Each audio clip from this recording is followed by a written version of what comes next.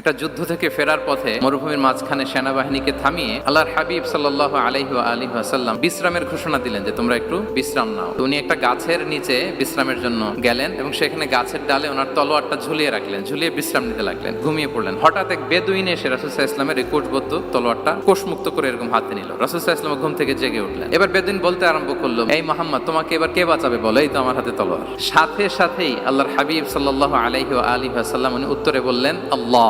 কোনো চিন্তা ভাবনা নাই যে ওরে আঘাত করা যায় কিনা পাল্টা, বা কোনোভাবে ওর কনফিডেন্স ডাউন করা যায় কিনা, কোনো দিকে না তাকিয়ে কি বললেন? আল্লাহ। সব সময় তিনি আল্লাহ কেন্দ্রিক ছিলেন। গায়ে সাউরে যখন আল্লাহ রাসূল সাল্লাল্লাহু আলাইহি ওয়াসাল্লাম এবং আবু বকর রাদিয়াল্লাহু তাআলা ওনারা আশ্রয় নিয়েছিলেন রাত্রিবেলায়, কুরাইশরা যখন খুঁজতেছিল, আবু বকর রাদিয়াল্লাহু তাআলা বলেন যে কুরাইশদের পা দেখা যাচ্ছে, ওরা যে হেঁটে যাচ্ছে, একটু উকি মারলে আমাদেরকে দেখা যায়। রাসূল সাল্লাল্লাহু আলাইহি ওয়াসাল্লাম আবু বকর রাদিয়াল্লাহু তাআলাকে বলেন যে আবু বকর, চিন্তা করো না, লা তাহসান ইন্নাল্লাহা মা'ানা। আবু বকর, চিন্তা করো না, আল্লাহ আমাদের সাথে আছেন। সুবহানাল্লাহ।